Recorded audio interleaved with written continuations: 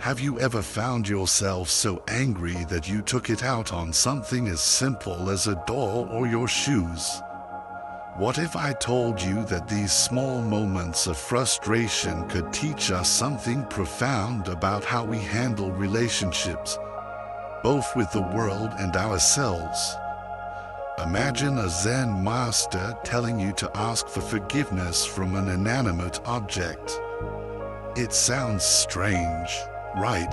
But what if this simple, unexpected act could change the way you think about anger, love, and the connections we form, even with the most mundane things?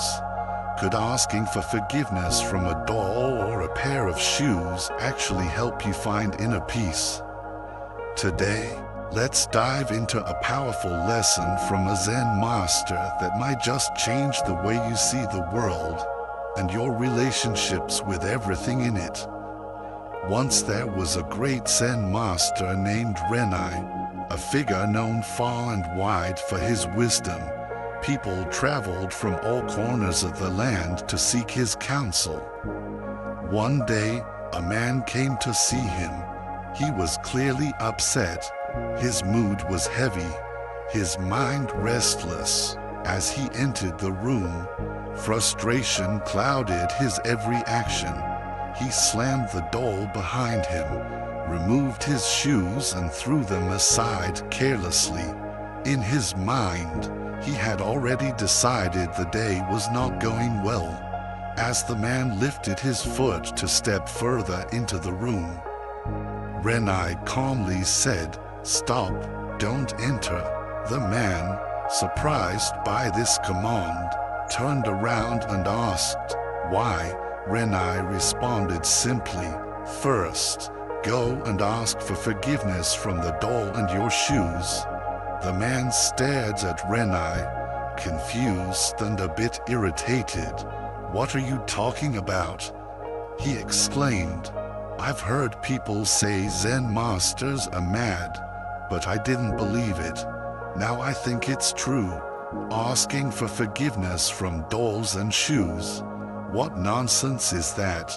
Renai, unshaken, replied, "If you can't ask for forgiveness from the doll and shoes, then leave and never come back. If you can be angry at your shoes, why can't you express love toward him as well?" The man was stunned. "Angry at shoes? What are you talking about?" he thought. But Renai's calm presence made him pause. Renai continued, "When you slammed the door in anger, you established a relationship with the doll. You treated it wrongly, yet the doll did nothing wrong to you. If you can express anger toward something so simple, then why can't you also express love toward it?" The Zen master explained that anger is a form of relationship, just as love is. If you can't apologize to these things, then don't come in. The man stood there, processing Renai's words. He had never considered life in this way before, but Renai's deep calmness had a magnetic effect on him, slowly bringing clarity to his clouded mind. He realized that if he could express anger, surely he could express love too. With newfound insight, the man approached the door, gently touched it, and bowed. Tears began to flow down his face as he realized the deep truth in the Zen master's teachings. He then went to his shoes, bowed to them, and apologized. This simple act sparked a profound change within him, a shift in perspective that only a moment of true introspection could create. With tears still in his eyes, the man turned back toward Renai, his heart open and full. Renai embraced him, saying nothing, just holding the man in his arms. This lesson teaches us something so simple yet so powerful. Our relationships aren't just with people. They extend to everything we interact with. Even things as seemingly insignificant as a doll or shoes.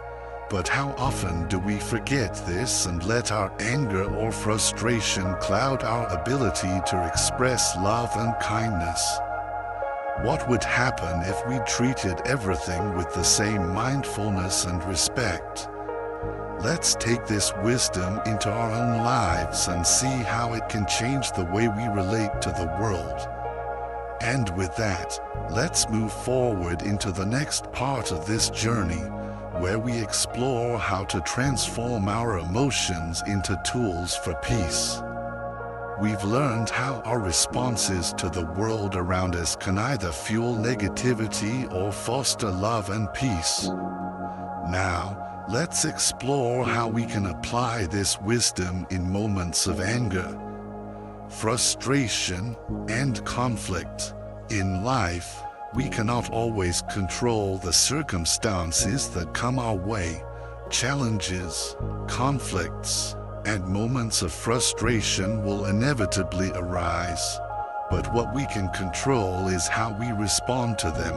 Our reactions are always within our power. We have a choice. We can either react with anger, or we can rise above the anger and replace it with love. Anger is abundant in the world.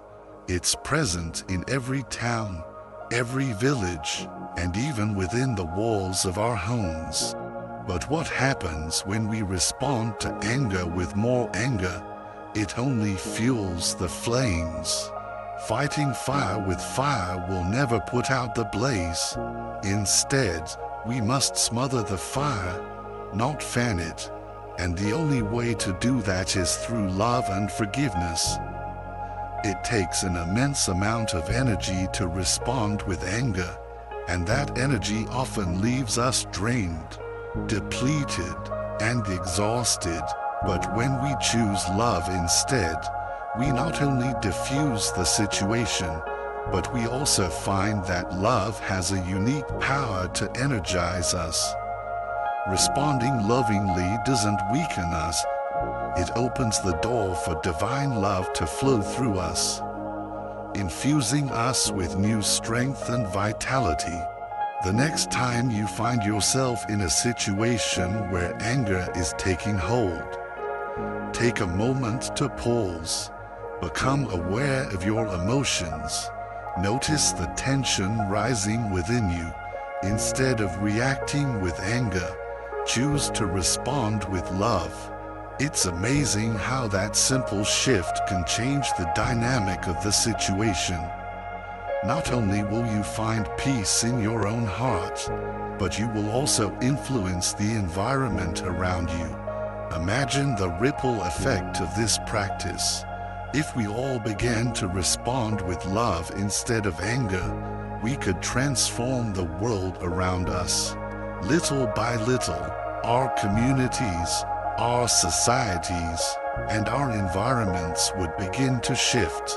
The anger would dissipate, and in its place would be harmony, compassion, and peace. Soon, we would find that the world we live in could become a heaven of peace. As you go through your day, remember this: the power to choose love is always within you.